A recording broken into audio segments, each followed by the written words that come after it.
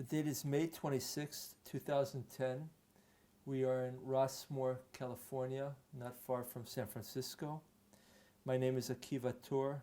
I'm the Israel Consul General in San Francisco, and I'm here with Jacques Torczyner in his apartment. Jacques, to begin, what is your name? Jacques Torczyner. And will you spell your name for us, please?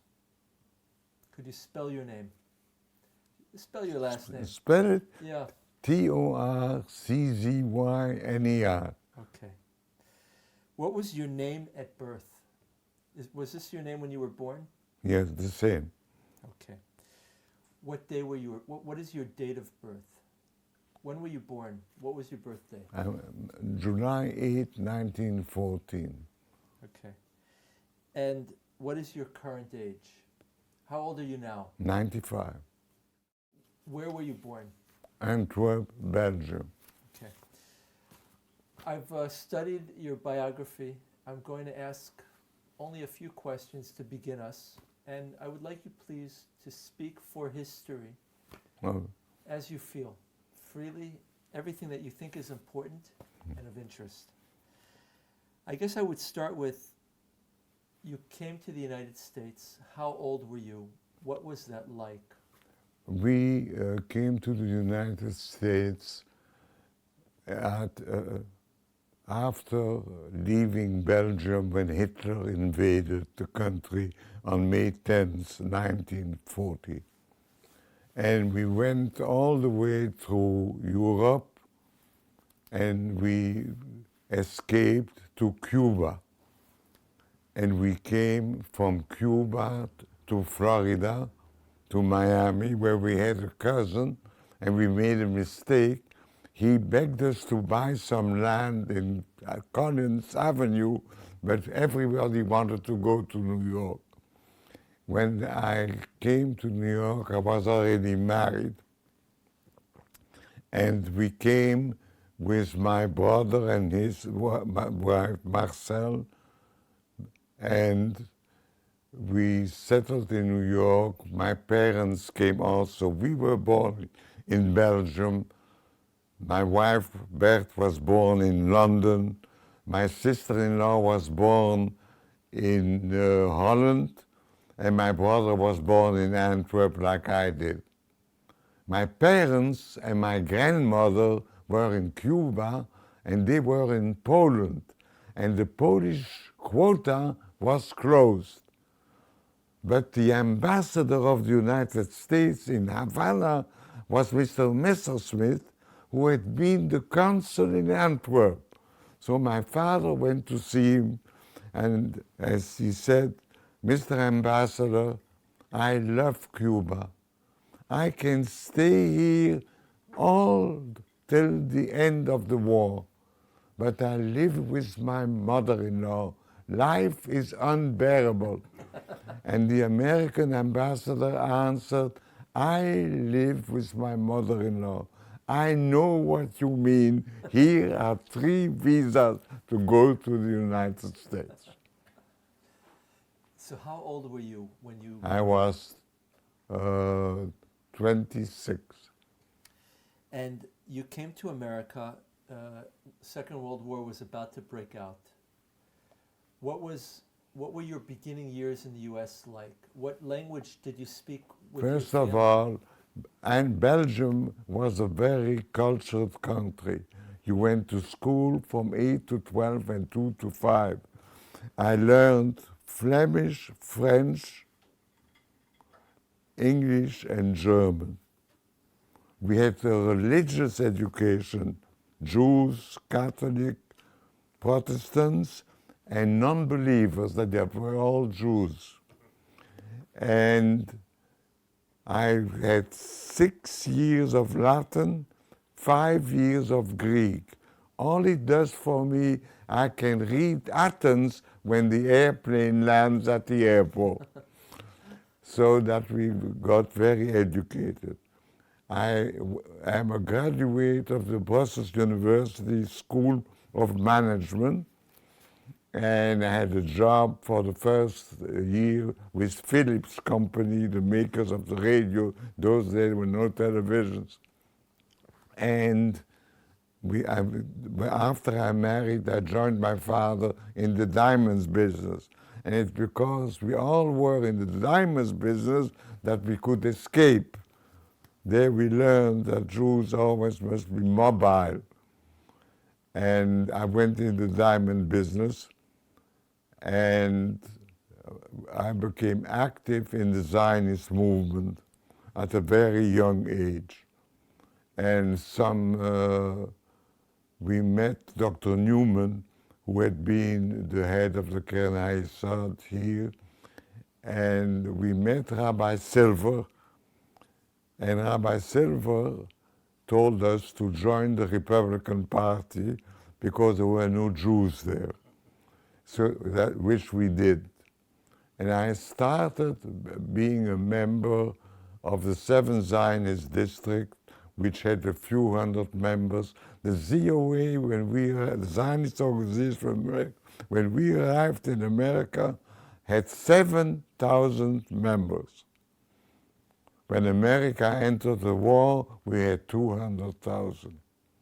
So I devoted myself to Zionist activities, and I was very active because Dr. Silver and Dr. Newman didn't want the jobs that had to be done. Silver was really the greatest orator I've ever heard in my life, and Dr. Newman was helping him. The two together was a marvelous combination. But I had known Nachum Goldman from Europe, where he spoke very often, but there were basic differences of opinion between the leaders of the Zionist organization and the leaders of the groups I belonged to. Because at the end of the war, we discovered, or during the war, we knew what happened to world Jewry. And some people accused the Zionists not to have done enough. We did what we could. But the President of the United States was not ready to help Jewish refugees. We brought 400,000 Italian prisoners to these shores in the United States, but we said there is no shipping for Jews. And the head of the Committee of Foreign Affairs was a Jew who drank milk and ate cookies, but did not help the Jews. There was a conference in the middle of the war in Bermuda. A few hundred Jews were saved and sent to the north of New York State. So that the whole problem became acute between the end of the war and the creation of the state. What happened is that the British had just before the war the white paper, and Jews couldn't buy land and Jews couldn't immigrate.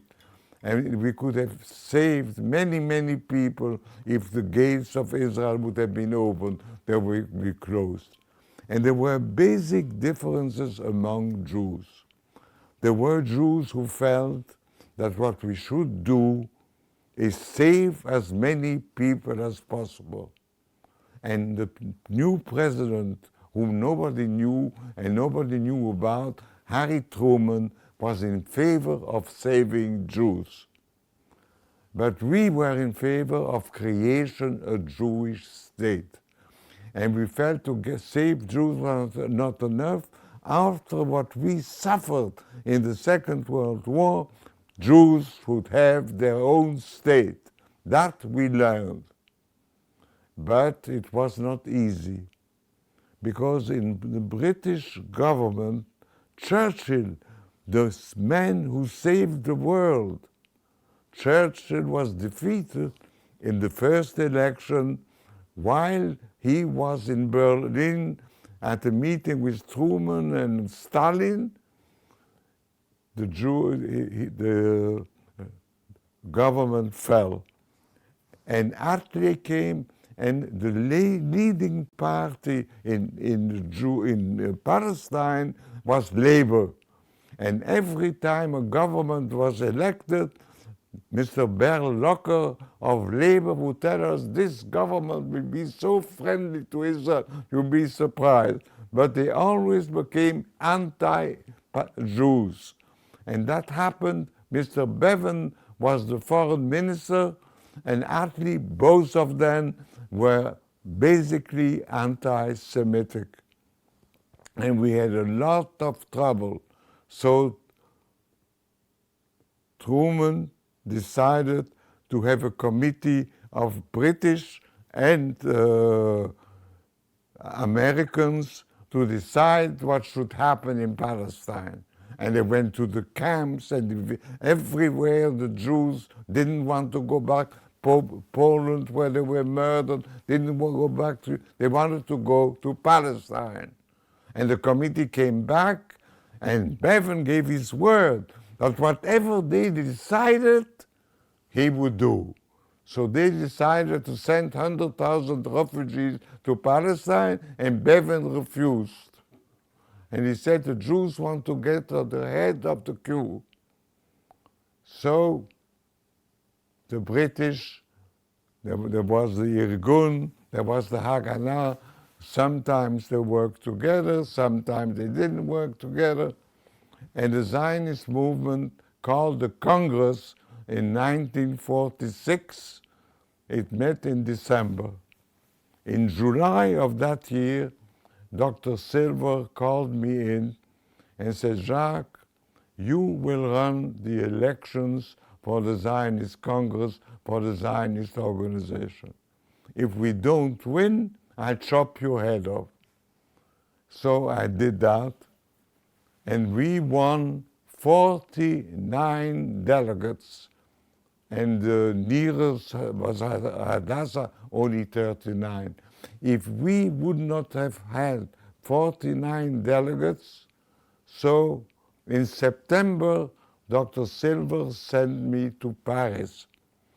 And I met in Paris with David Ben-Gurion. I walked with him on the Quai de la Seine, where he was looking for Greek books. I went with him to buy a building, Avenue Wagram, which became later the first embassy of Israel in Paris. And whenever we went, the people said, oh, voilà le président de l'État juif qui va venir. There is the president of the Jewish state that will be created. There, with Moshe Sneh, Peretz Bernstein, and the leaders of labor, I signed the agreement not to renew the presidency of Dr. Chaim Weitzman as president of the World Zionist Organization. And we went to the Congress. We went to Basel, Switzerland, where the first Zionist Congress had met, and a city that I loved because that's where I met my father for the first time in the 1920s. And we came to the Congress, and Dr. Weitzman spoke beautifully in Yiddish. He was a towering personality. But he came to a meeting of the leading party, the General Zionists. We were together with Hadassah in those days. And he said, I will never permit a Jew in Palestine to use a rifle against a British soldier after what happened in the Jewish Agency building and everything. So at the Congress, there was the British, like now, they wanted conversations indirectly with Arabs and with Jews, because in the days of Neville Chamberlain, there was such a meeting where he ran from one room to the other, and Senator Mitchell wants to run now from the room to the other, I think with the same results. And what happened is that a resolution was presented that we don't go to the conference called by Attia and Bevan. Now, the majority was the general Zionist, Herut, which had come back. They were in another world Zionist movement, but they came back. And Labour, with Ben Gurion Labour, and Achtud Avodah, which was then alone, now is with Labour, they decided to vote with us. But the Shomer HaTzair, if they would have voted with the people that want to go, the motion would have passed. But Shomer HaTzair people, like Meretz people today, are very stubborn. So they put their own resolution, and because their own resolution, Weitzman was defeated, and he left the Congress at 4 o'clock in the morning. It was a very sad spectacle. And then the state of Israel was created, and a new chapter happened.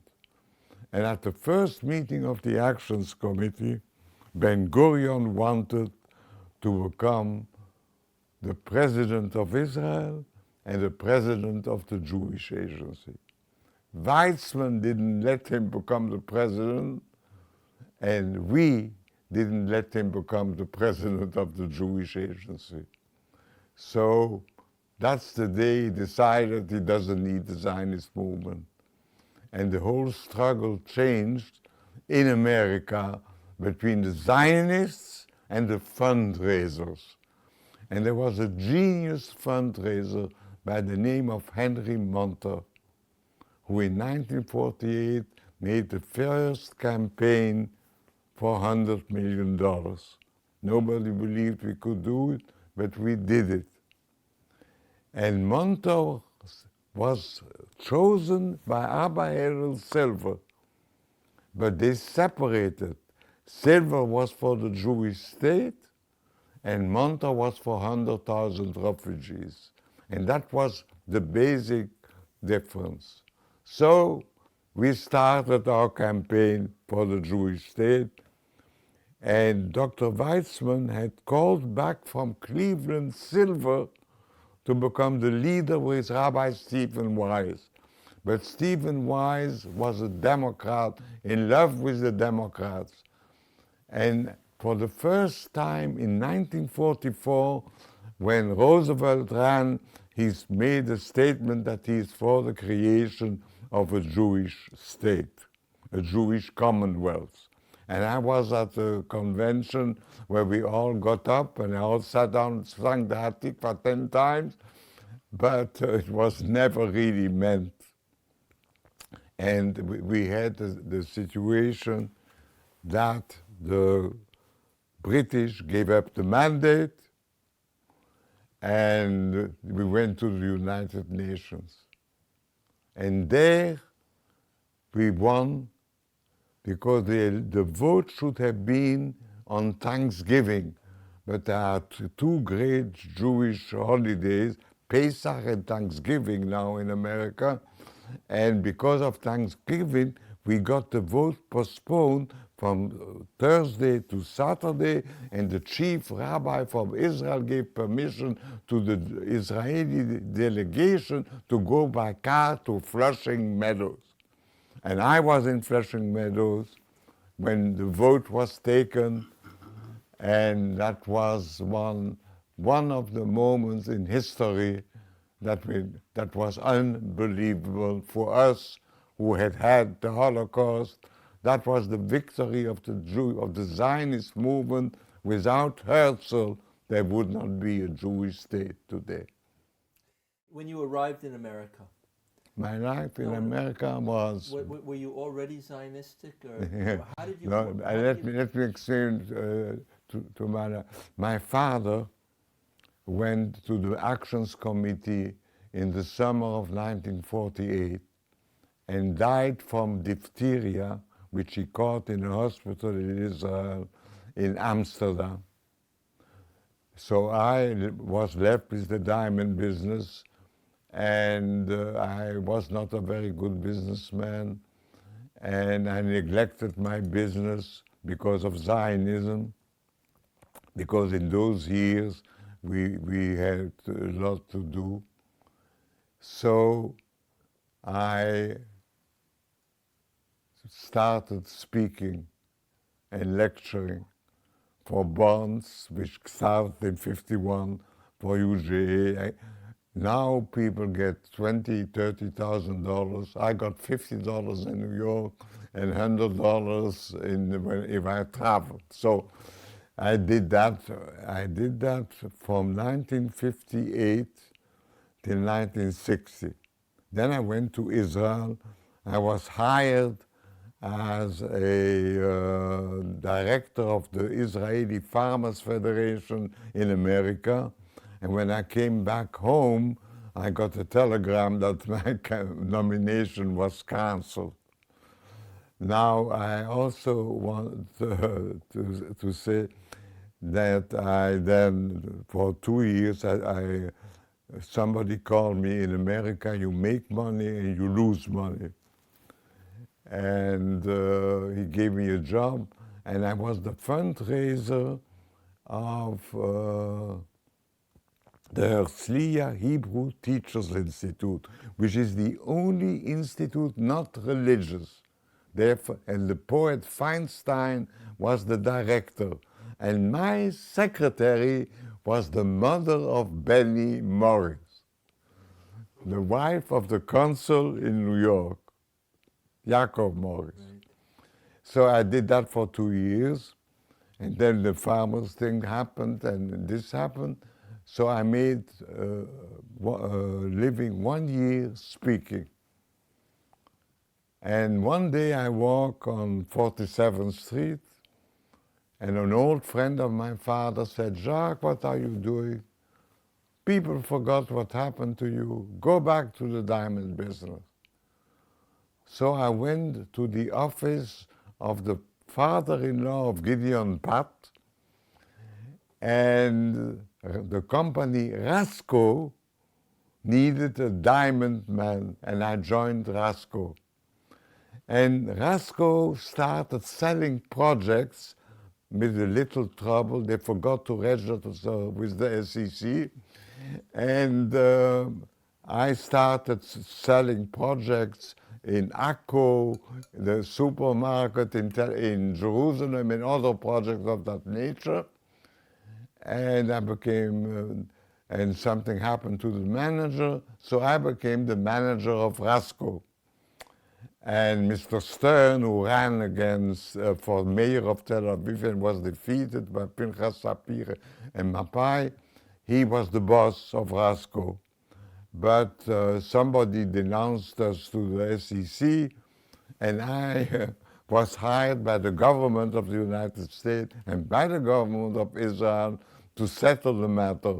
So I hired a former commissioner of the SEC, $1,000 a week. That was a lot of money in those days. And I became the liquidator of Rasco in America. And I visited 3,000 investors all over the country. And then I saw what Israel meant to the Jews of America. They didn't lose money because we gave them the benches of Tefachot. But when I would leave the room, they would say, what can we do for Israel? And that is this sympathy of Israel, of the Jews of America, has remained even in my son's generation. But what happens in my grandchildren and their children's generation, I don't know. I take them to Israel, we travel to Israel.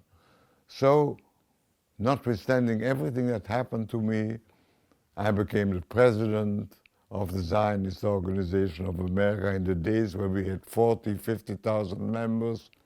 I succeeded Rabbi Nussbaum from Los Angeles, and I was elected to the executive of the World Zionist Organization, and I became the head of the political department.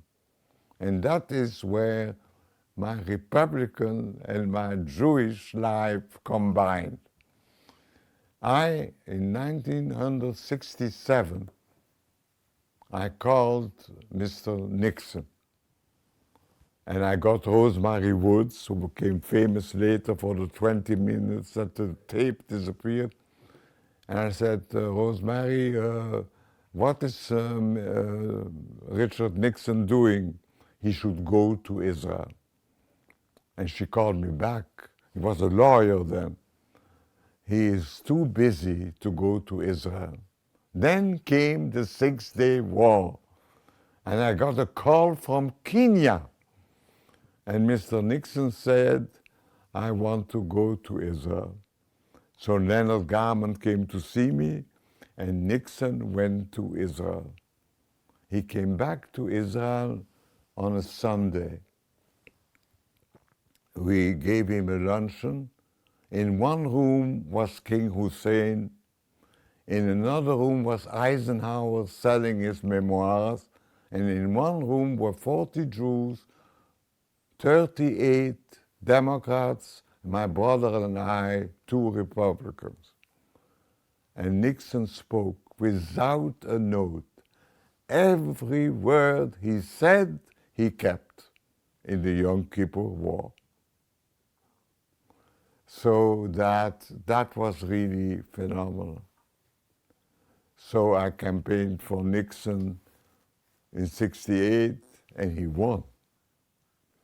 I campaigned with a man by the name of Richard Ellsworth, who was a congressman of Kansas, who wanted to become chief of staff, but Haldeman became chief of staff, and he became the head of the European American ambassadorship. He was ambassador in Europe, and I brought the President's Conference to him in Europe when they visited. I also brought the President's Conference to General Haig, whom I knew when he was Secretary of State, who I invited at many conferences, who was a real friend of the State of Israel. So I didn't ask anything from Nixon because I was very happy at the Jewish Agency. But then I heard that the governor of California wanted to be president. And I contacted his people, and I went to the first meeting where Reagan announced that he would run. There were 20 people, 1 Jew, 2 Jews, Mr. Abe Spiegel of Los Angeles and I, 1 black, and all the others were WASP, who are not represented now in the Supreme Court, where there are 3 Jews and 6 Catholics. Well, that's the world of today. And with Reagan, the Jews were impossible, but he won. And I called up his chief of staff by the name of James Baker III. And I invited him to the Ritz-Carlton in Washington with 15 Jews, not the official Jews. And we spent from 7 to midnight. And when Baker became Secretary of State, he told the man who organized this, but whatever I wanted, I should get. But I wasn't rich enough to become an ambassador, so I chose to be at UNESCO. And there I was able, with the committee that Baker appointed, to America leave. And I represented America while we were observers till Clinton was elected. So from the Zionist movement, I sent every year a delegation of assemblymen and congressmen. I am the first one who have met the evangelics and brought them to Israel. And I did lots of things that were controversial, but I saw in Ginza, which is still, I founded Ginza with, I founded a Republican Jew with George Klein and Max Fisher. I saw the influence that the Jews had, and I saw how the non-Jews were pro-Israel. When I saw the generals, the admirals how they spoke and how they behave today. Today, the military support Israel much closer, and the relationship in my days of the CIA. By the way, Deutsch is the nephew of the president of the Belgian Zionist Federation, Jean Fischer. Well, he didn't want to remember that very often, but he did. When he went to Israel, he met with all the members of his family. The Zionist movement in America during the war, during the Second World War, what was it like? What were you talking about? But first of all, when we came to America and I spoke in Detroit, what happened in Europe, the rabbi, whose name I won't mention, said, Mr. Torczyner is emotionally upset because he lived in Belgium when there were the persecutions of the Belgians in the First World War. Okay, Gräuelmärchen, horror stories. American Jews were American first. And the Zionist movement had made an impact in the First World War because of Brandeis. But Frankfurter was no Brandeis, because we have now 3 Jewish Supreme Court judges. There was a meeting between Churchill, Roosevelt, and Felix Frankfurter. And before Frankfurter went to the White House, he met with Silver and Wise. And they asked him to raise the issue of Palestine with Roosevelt and Churchill. And the next day, Frankfurter called to say, I couldn't raise the issue, they didn't bring it up. That was the days, different days. But Roosevelt really could have saved many Jews, but were anti-Semites in the State Department, and there are still anti-Semites in the State Department, and it was a big, big struggle. When I said, when I did a lot of public speaking, when I said it can happen here, I was booed. Later when I said that, I'm not booed anymore. Jews have learned a lot. Till 1967, the Jews were for Israel. But 1967 is something that you cannot believe. The Jews here realized that Israel could be defeated. People came. I saw women bring all their jewels. I saw men giving all their money. That was the revolution in the Jewish community, not 48. 48, yeah, the Jewish state. But 67 and Yom Kippur War was horrible because we could have, even Moshe Dayan said we could have lost. So the Jews were frightened. But there, the so-called anti-Semite Nixon saved Israel, and Israel recognizes it, but here they don't want to hear about it. When did you first meet Abba Hillel Silver? I heard, believe it or not, I met Silver in 1935, like I met Ben Gurion in Henrietta Zoll at the Zionist Congress in Lucerne. I met Silver in 1941, and I became intimate with Silver because he was a man who loved good food, to be good kosher restaurant. He was a Reform rabbi, but he ate kosher. I know Reform rabbis who never eat kosher. But Silver was an unbelievable person. He was a really, when he spoke in Madison Square Garden, right? 20,000 people got up and laughed. 20,000 people got up and cried. I have heard Titulesco, Briand, Chamberlain, all of them at the League of Nations when I went to Geneva every year, when I was a youngster.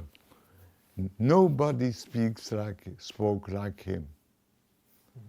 And he really, that's why there is a book by a couple on Truman and Israel. Did you read it? I have it here. Okay. There you will see how he banged the table with Truman, and Weiss was present, and Truman never saw him again. But I was present at the dinner that we gave Truman, where Silver spoke, after Truman was out president.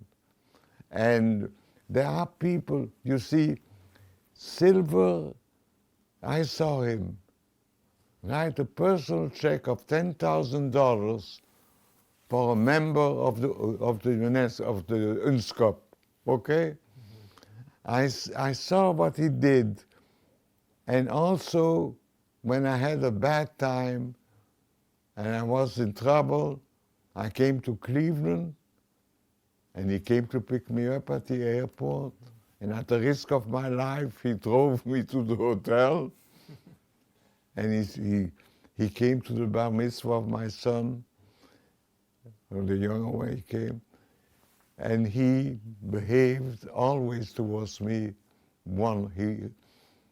And I could tell him things because Newman was not rich, and he was kicked out of the agency, and he went back, and Silver resigned and was upset. So I explained to him that when you have no money, you need a job. So that was a very strange relationship. Silver Newman was a team, but I saw Newman through ashtrays, and I saw Silver told me, it's Silver Newman, I am Abba Hillel Silver. I stand by myself. And it's very interesting.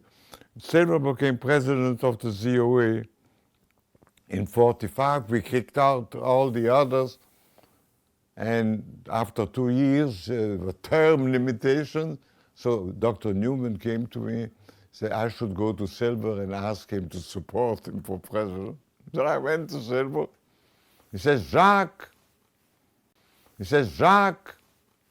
if I support Newman and he is defeated, they say Silver is defeated. If he wins, nobody will mention me. I will not support him. So that I always have used. There are two things I've used in my life. I'm against secret ballots. I saw the closest friend of my father vote against him in the Congress election. In secret election, people vent their hatreds, and you never know how they vote. So better to have them raise their hand like they do in parliaments. And when was the first time that you met David Ben-Gurion? Well, David Ben-Gurion was an extraordinary person. I met him in 1935. For the first time in my life, I heard somebody speak about the Red Sea and Eilat being a big port. He was very, very nice. Because he always, in all the time he lived, he received me whenever I wanted to see him. He saw my son, as you say. I told my son when the picture was taken, said that will be a historic picture for you, which he did today. And yes, he had his hobbies. And I want to mention one thing I forgot to mention. On July 1st, 1945, I went to the apartment of Rudolf Sonneborn. 18 Jews met with Ben-Gurion, Charette, Eliezer Kaplan, Henry Monter organized it. I was the youngest of the 18 Jews, and I'm the only survivor today. And Ben-Gurion spoke for 7 hours. Here in America, if you speak more than 30 minutes, they shoot you. He spoke for 7 hours with interruption for lunch. And he said, a war is coming. we cannot have a Jewish state without a war. And in his memoirs, he writes that the nicest meeting he ever had in America was that meeting. And I can tell you, I was there, but I was a general Zionist. And a picture was made later of the 18. Only one was omitted, because I was a general Zionist. So Ben Gurion wrote to them to tell them I was there. So everything, look, he wrote every time, the Greek thing, look, he was really the founder. He was a great man, and he had that high voice, but he and Silver did not get along. That I couldn't help. Why not? What happened? What would happen between them? What happened between them is that everybody wants Aliyah, and I'll speak about my Aliyah in a minute, but they were afraid of Silver coming to Israel. And they supported Nachum Goldman against Silver in everything. And they kicked Silver out of the Zionist movement. And he spoke only sometimes, but the only thing he became honorary chairman of the bonds. And the last time I saw Silver is a few months before his death. It was at a hotel in New York. He was presiding the governing board. And I met him alone, and they knocked at the door, and they bought him a 70th birthday cake they were supposed to deliver to the board. That's when I met him last. He was very bitter and unhappy. But Ben Gurion supported the fundraisers, and he really finished the Zionist movement, which slowed now the Jewish Agency. I don't know what will happen. But Ben Gurion knew what he wanted. But then he had the Lebanon affair and all, the Lavon affair and all that. But I supported Rafi because I once, when Dayan and Shimon Peres left labor, I sent them a telegram. In those days we had no computers. And I said, please come and visit America without a Cadillac and chauffeur. And they both came as my guests. And I wanted to merge the liberals with Rafi to create a center party, which we still have not created. Kadima tried, but I don't think it succeeded. And Israel needs a center party. I agree. The problems between Ben Gurion and Abba Hillel Silver, were they only political or were they also personal? Did they clash as personalities, or was their argument only political? No, I think there was also a clash of personality. I mean, to believe that Silver was a rabbi for a person for Ben Gurion was rather difficult. You see, the whole reform movement is something. Silver told me very frankly that he became a reform rabbi because it was easier. He has a smicha or Orthodox. Right.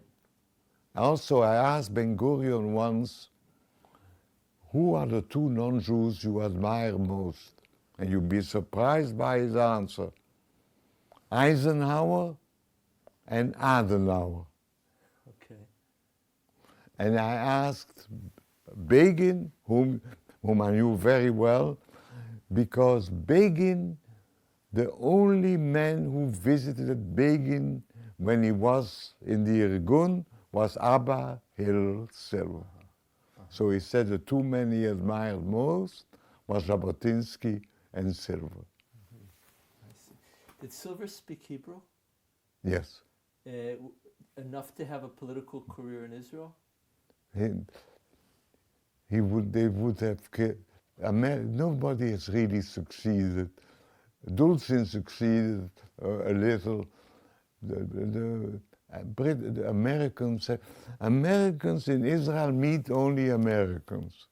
When you send them for the summer in the dormitory, they meet only Americans. I have a friend who 10 years, not one Israeli friend. Every Shabbat he went to the... It's a very, very difficult situation. Now, I wanted to go to Israel. The largest diamond factory was for sale. So I went to a Jewish firm in New York, Schupf, and we made an agreement to buy the firm. Mr. Levi Eshkol was finance minister and refused to give the factory to a general Zionist. Number one.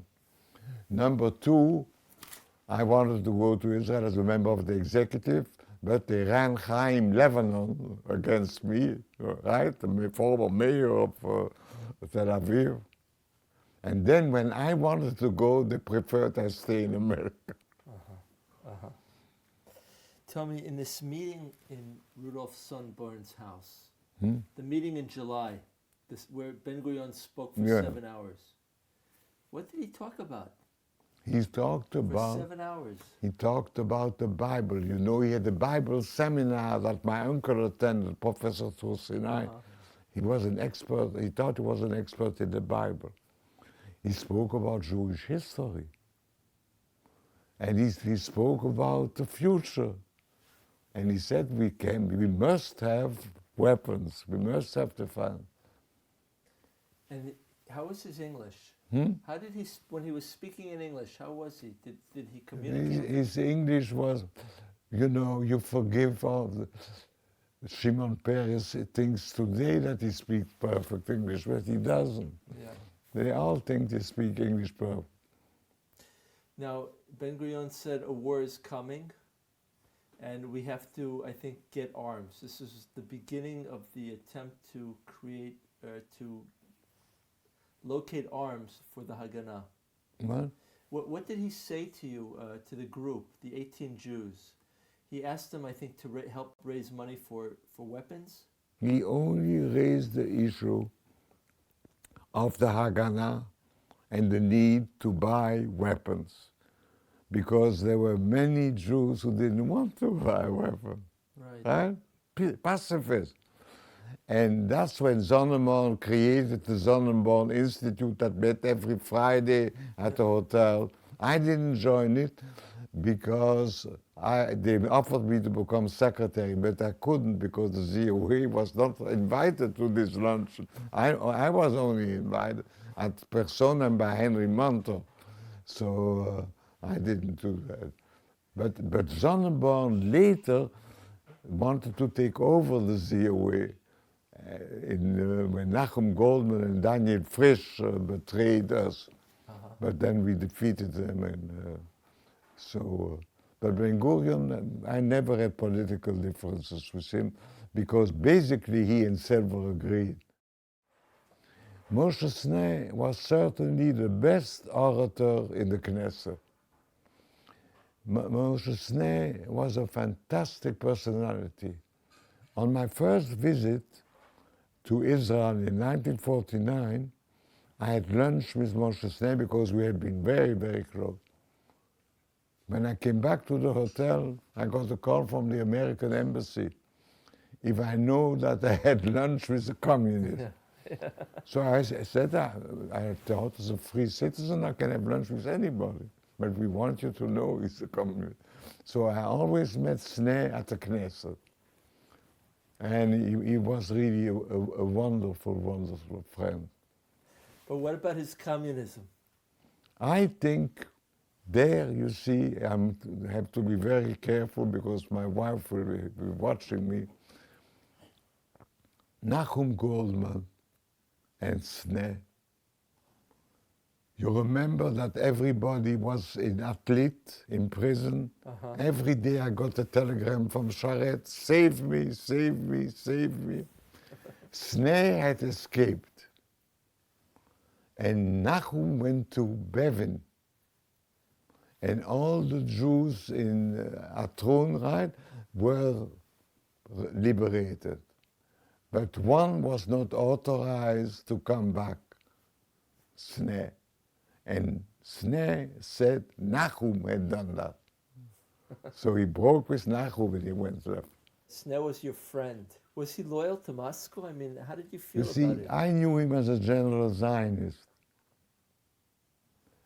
And I never was a communist or leftist. So we never discussed these. We discussed the general policy.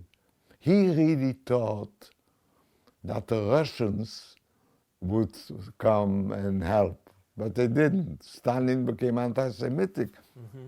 But the most sensational meeting really was the day Gromyko got up and said the Soviet Union supported the creation of a Jewish state. And in the memoirs of Newman, you read that Gromyko didn't want to go to a meeting of the Big Four. And Newman went to see him and convinced him to go to the meeting and not speak, which he did. What was your role in Flushing Meadow during the vote on partition? Were you there presently? You were involved in the process of meeting? My brother was a member of the delegation of the Jewish Agency. And I was only involved in getting the Jewish things. And I was involved, for instance, with the fellow, when Silver wanted to see Churchill and try the connections. I talked with MacDonald, with Crum, of the American Committee, and and you won't believe it, but I became extremely friendly with Richard Crossman. And because Meyer Weisgall wanted him to write a biography of Weitzman. So he interviewed me about Weitzman. But he was a real friend of ours. How was your personal relationship with Weitzman? Oh, my relationship with Weitzman, there's a picture, I was extremely, my father was always against Weitzman, but he honored Weitzman. He ate at our home, he visited Antwerp, and we met in the war. My father, Mr. Pitzeler from Belgium, and Weitzman, and my father and I, where Weitzman told us we should not condemn Jewish collaborators because we don't know how we would have reacted ourselves. Weitzman was very nice, and I went to I was at the first dinner of the Weitzman Institute with my father and my brother and our wives, if I remember, and I went to a reception, and Weitzman saw me. He said, "Oh, the man with the silver lining." So, look, he understood. I was not the only one. But Weitzman definitely, look, when Weitzman came to a city, take Antwerp, right? The people pushed his car. Hundreds, thousands of people came. It was, look, it was, Ussishkin came. He spoke 2 hours, like nothing. Nobody, all the speakers. And Jabotinsky was the best. He would speak, and in a moment of passion, a water pitcher would fly. Then he had a system that he mentions words in Russians and wanted a translation from the audience. So I said, that kind of a speaker I must hear in Brussels. So I went to Brussels. At the same time, the water pitcher flew, and the questions were the same. All these speeches are rehearsed. The Torczyner learned these speeches by heart also. But there were people who could galvanize an audience. People went wild. But now it's all television, and everybody reads.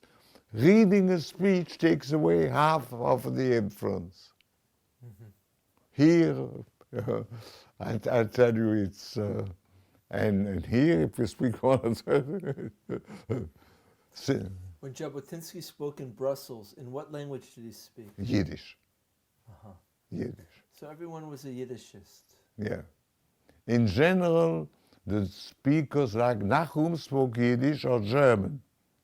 It's only Blumenfeld came, Klee came, but the Englishmen, we had Brodetsky, but Hebrew people, very few people understood. Mm-hmm. I want to ask you, you were a member of the Rifkind committee. Oh, yes. Rifkind was not... Rifkind was a judge, as you know, and then he became a lawyer. Newman appointed him the chairman of a committee of reorganization. And, chérie, sur mon desk, il y a le Rifkind report, un petit truc gris. The Rifkind report, and I have been a member of all the other reports. Nobody followed it. Nobody did anything. The Zionist movement disintegrated because Israel is Israel. The richest Jew in Antwerp was a man by the name of Isidor Lipschitz. Uh-huh. He had his brother-in-law as a partner and a son. The son was made a partner and went to war. When he came back, Lipschitz said he should resign and he would receive an amount of money.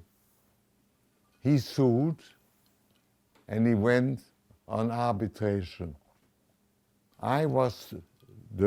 Each party chose an arbitrator, and who was the lawyer? Rifkind. He lost, but Rifkind was a wonderful Jew. You see, there are no kinds of Jews that were people respected. Everybody knew they were Jewish. They didn't have to hide it. It was a different world. People, political, take Weitzman. He would recommend Rabbi Brod for a post as a rabbi. The human relations, they were not these hatreds that I read about, like between Rabin and Peres. That didn't exist. We were Zionists, we were friends, we were in the same movement. We had other enemies. Rosenwald, right? The one you didn't let into Israel today, Chomsky. We didn't either. It was a different world. But silver wasn't. But Ben-Gurion threw silver out of the Zionist movement almost. Yeah, but Ben-Gurion, he left. Look, with all due respect, no leader of Israel left well. Not Ben-Gurion, not Sharet, right? Not Golda, not Begin, all of them. The only one who died in his bed is Levi Eshkol. Mm-hmm. All the others. And it's not easy to be. My friend Simcha Ehrlich was acting prime minister with Sharon in Beirut. And he told me that it's such a responsibility, that it's such, you have such power as prime, it's unbelievable. In my opinion, I don't agree with Morton Klein with everything, but Morton Klein takes the position that the Zionist movement should take today, here, be vocal. You see, the right to the basic difference is, do Jews outside of Israel have a right to express an opinion like louder on Jerusalem in the New York Times? We belong to those who said the Jewish state is for the whole Jewish people. There are others who say only the Jews of Israel should decide the fate. That's a conflict that will remain because it's a basic difference. But if we want to maintain the activity of the Jews in exile, in diaspora, we have to take, because I'm very much afraid that Jew or European Jewry will disappear. I don't know what will happen here. But I know what will happen if, God forbid, Israel disappears. We are all finished. And that you cannot explain to many here. Yeah, I agree with you completely. So can you tell us a little bit about when did you make Aliyah to Israel? What? When did you make Aliyah? I didn't make Aliyah, I tell you, very simply. I didn't have to, when I had the opportunity, they didn't give it to me. And I'm married. My father died. My mother would not have gone. Bert is an only daughter. And when I really, at the end, they didn't want me. They were afraid of me. And when I go to the Knesset, when I knew everybody. And now I know very few because you don't want to know them. It's different. I don't know. If my father would have lived, I would certainly have gone. Did you never not live in Israel? You lived in Israel? I bought an apartment, I did everything. I feel at home in Israel.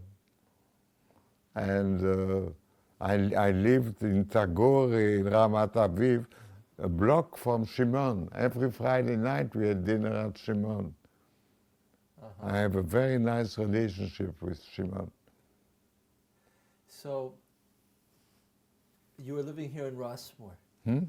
You were living here. What brought you to this place? How you were retired here in Rossmore. What brought you here? I retired in Rossmore because my son lives in near San Jose in Saratoga.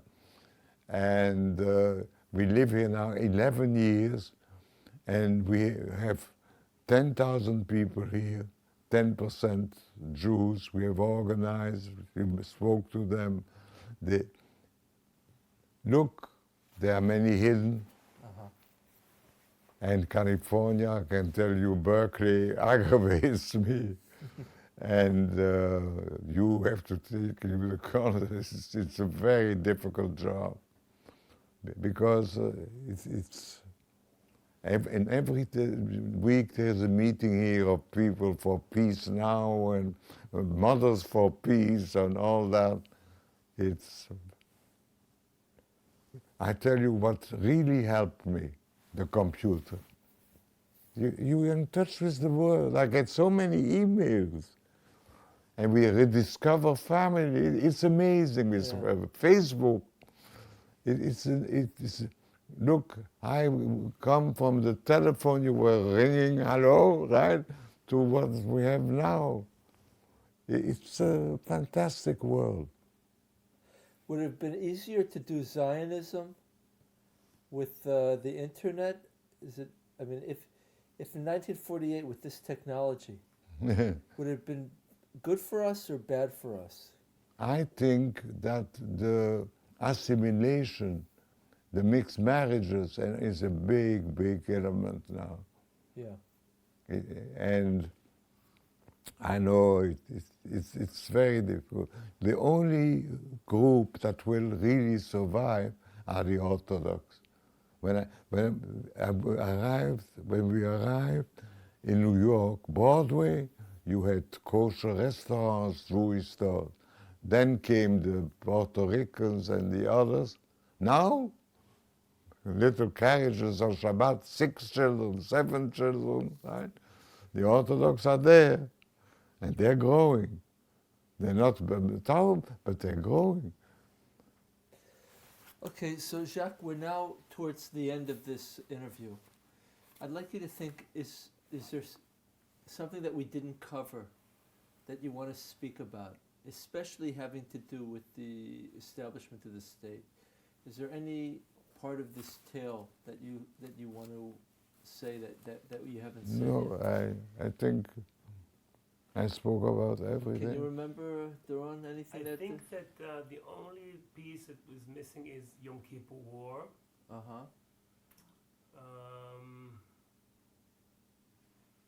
And even something about the future of Israel. So let's talk about both of these. I can tell you something about the Yom Kippur War that you may have heard from Simchat Dinitz. At 4 o'clock in the morning, gets a phone call from the Secretary of State. Please come to my home.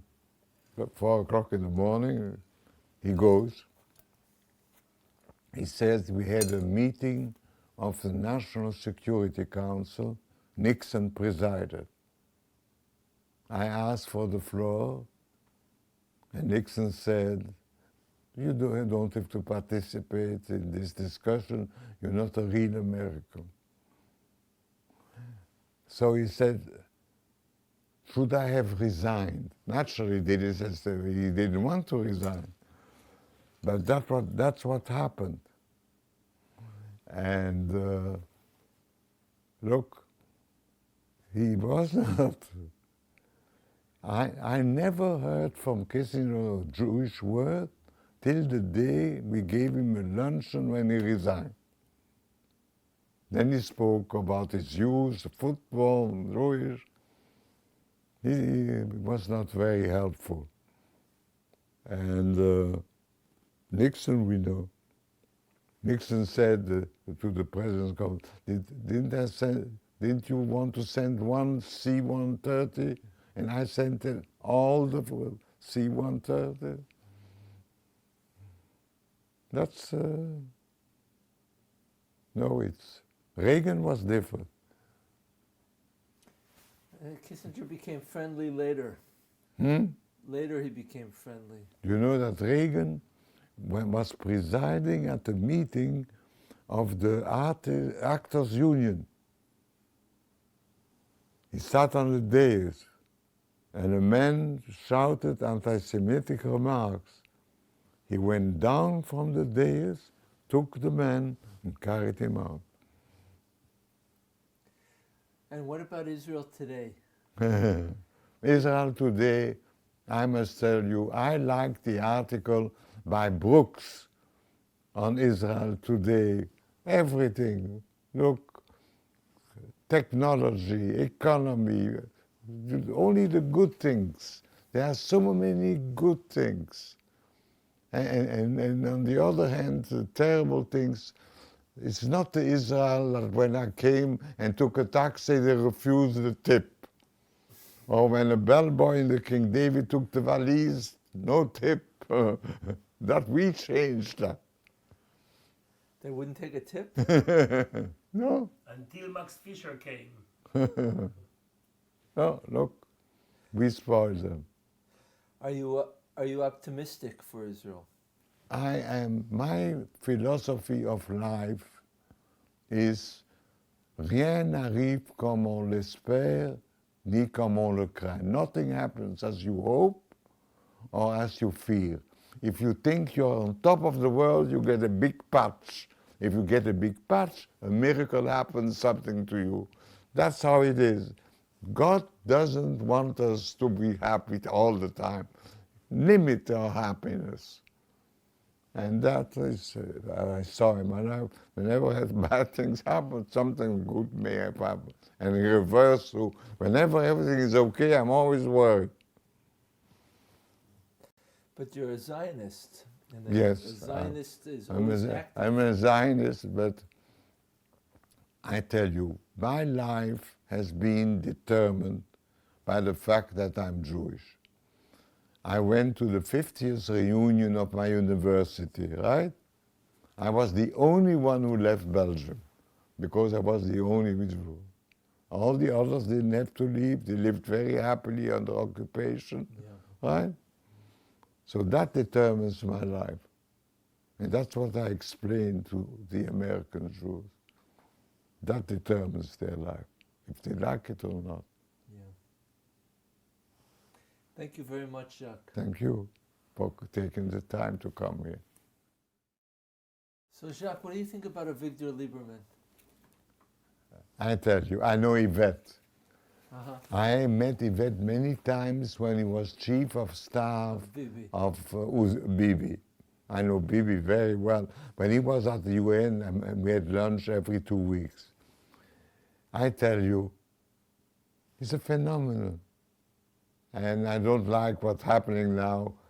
But you see, he was accepted. They had to accept him. But without him, he couldn't form a government. She wasn't a good foreign minister. She didn't do anything. I liked, you see, when the men, two people saved Begin, Moshe Dayan and Alex Schindler. Here, and Moshe Dayan by joining the government. But, okay. I mean, he will have to resign now, no? Who knows? I don't know. Huh? I don't know. He won't be indicted? Well, I don't want to say it for the tape. Obama thinks he knows. Look, Afghanistan is his Vietnam. Yeah. Well, they'll never What? win. America will lose for sure. I don't know how they don't understand it. When are you coming to Israel again? I was supposed to go. I can't travel anymore, so. Oh. You know who's in Israel right now? Hmm? George Schultz. Are you doing any writing? Hmm? Are you doing any writing? Yes, I do. What kind of things are you writing? I'll give you the book. Oh, good. Okay. Oh, you didn't say anything about Golda. Did you like Golda? She didn't like me. How come she didn't like you? This is Rogers, Dirksen, Ford. I paid him $300 for the speech. McCormick, Rockefeller, Humphrey, that's Dulcin. That's the daughter of Truman. That's the son, Senator Taft Jr., the son of Taft. Uh-huh. That's my brother. And that is Shamir. Uh-huh. And here I have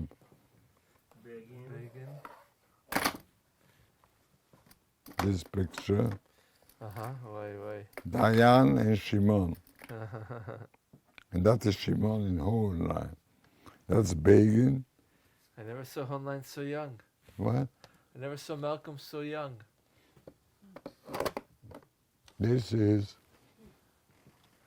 my father, my uncle. This is the Pope.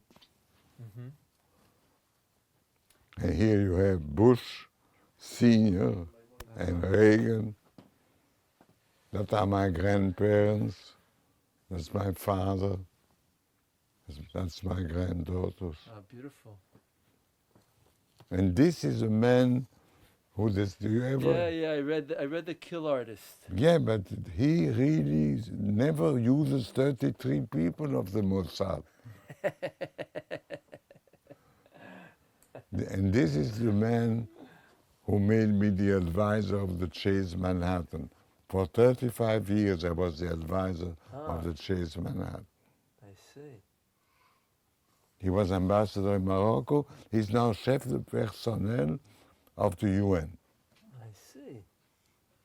Jacques, have you shown him the picture with Bibi? And that is I have a picture with Bibi, right here.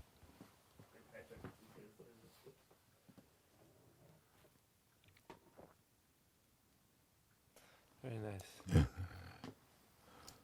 He's in Ottawa today. I didn't know that. Yeah. C'était merveilleux. Hmm? C'était merveilleux. So how come Golda didn't like you? What? How come Golda didn't like you? Look, I was a reactionary. Ah. My best friends were from Shomer HaTzair. Uh-huh. But what, Saban. Golda was not so left-wing. She hated Silver. She kicked him out. So other people, she made the speech that he was against Aliyah, which he was. Uh-huh. Okay. Okay. Says, I have all the protocols of Zionist Congress. Wow. It's very, very nice. The Rifkin was, where is I don't know, I must have put it, I'll find it. Okay. Jacques, I come back again. So you speak also, je spreekt Nederlands. Oh, Yeah. Ja, ik woon in Scheveningen 4 jaar.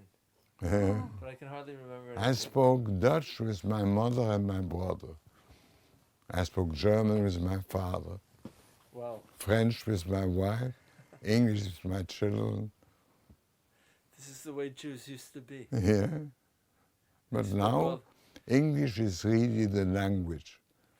Ben Gurion could speak 5 or 6 languages. I don't know even how he learned them or when he learned them. Or Jews just knew how to speak languages. Yeah.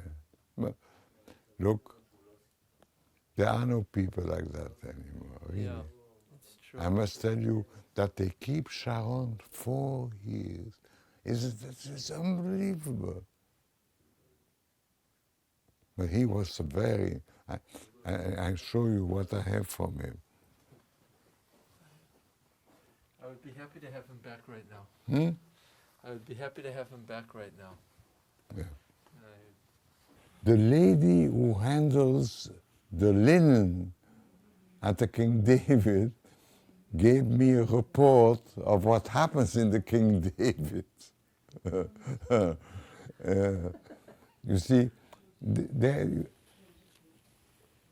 You see, Casanova is the only one who slept with twins. Okay. But Nachum Nachum Goldman also slept with twins.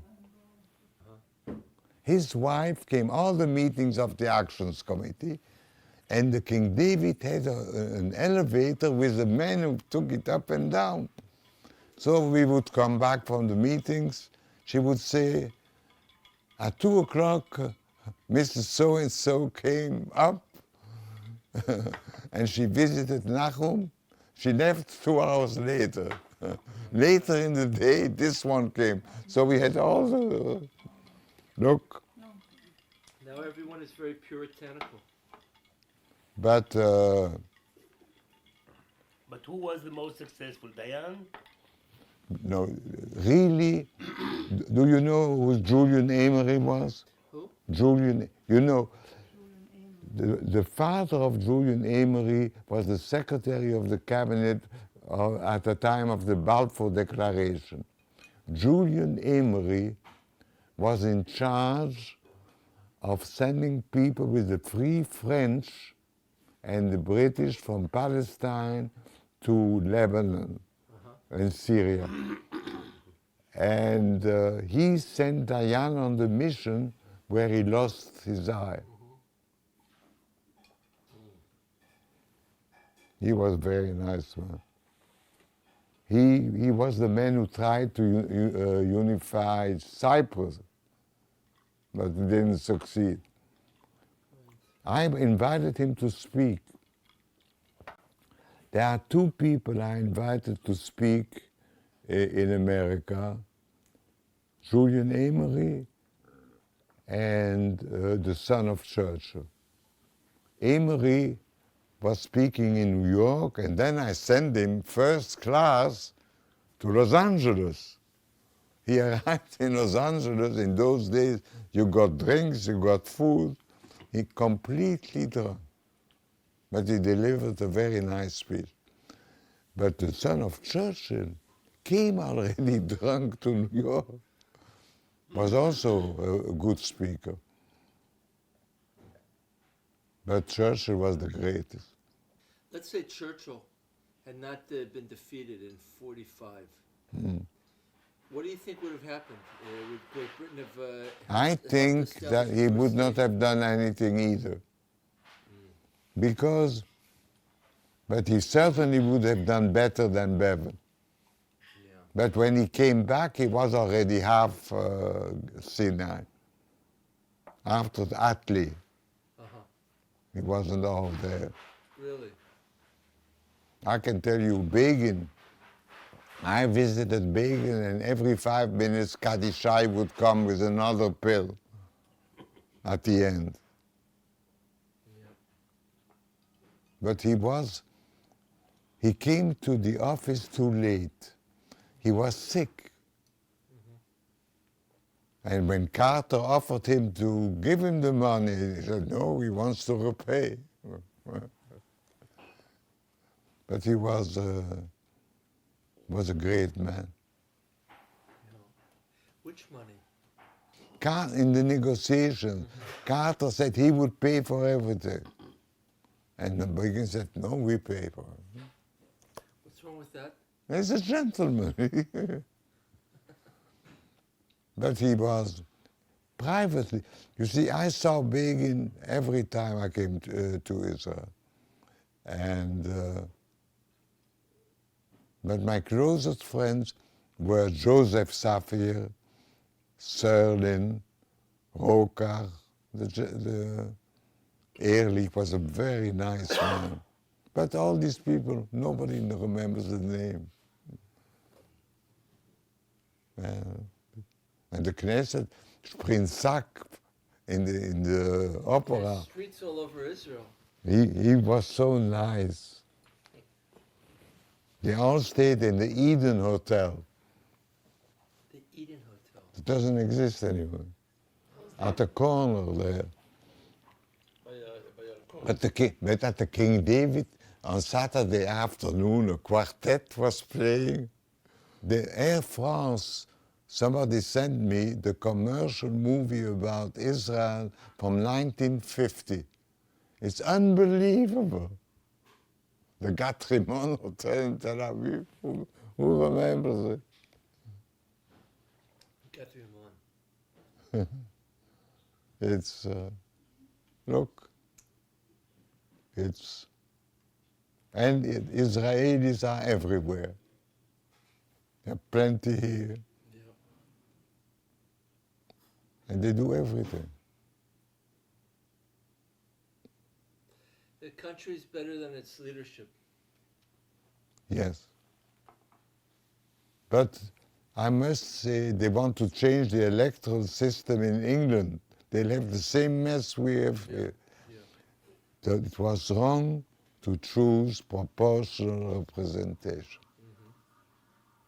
See, the American system that BG wanted is the right system. Yep. Yep. Yeah, that's true. He was a very, very nice man. Who, Haig? Sharon. Sharon. I had very nice meeting. It was always. He had a lot of charm. Hmm? A charming person. I don't know if he was a nice Very person. charming. My father played with him when they were kids. He grew up in Malal, and my father. I'm sure he would never have invaded Lebanon again. And he would not have done what Omar did. But Would have done it better. he should have stayed in the hospital after the first stroke. Yeah. Well, it's like Begin. He came to power too late. Yeah. That happened. He was misunderstood. He didn't know English well enough. Baker always told me that he respected Shamir.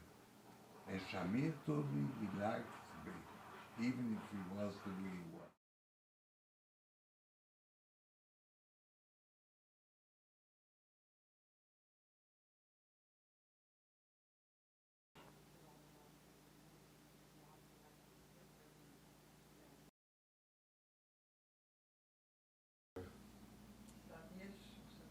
But very nervous today. References, topic you heard so? No, I can speak about the present also. Like what I did, I forced Eric Oh, a lot of He would like that. We actually. from the interview. We'll bring Israel to you. Yes. Ganik. How is she? He looks young. Yes. Was dressed very elegant. Yes.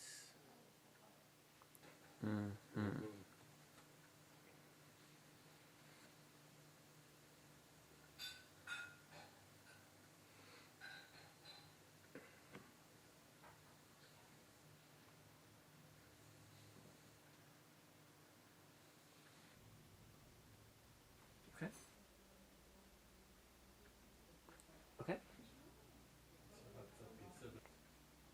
היום זה עוד אחרי, עוד יום אחד ברגע שאני אקבל את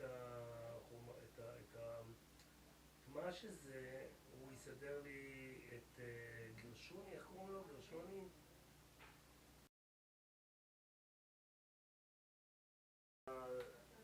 שאין כאן עניין של אמרג'נסי.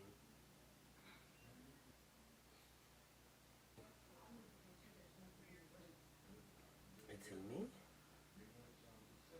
איך היה מה? Do it.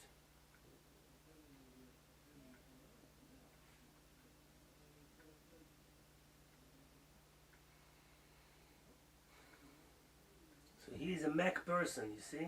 Got it.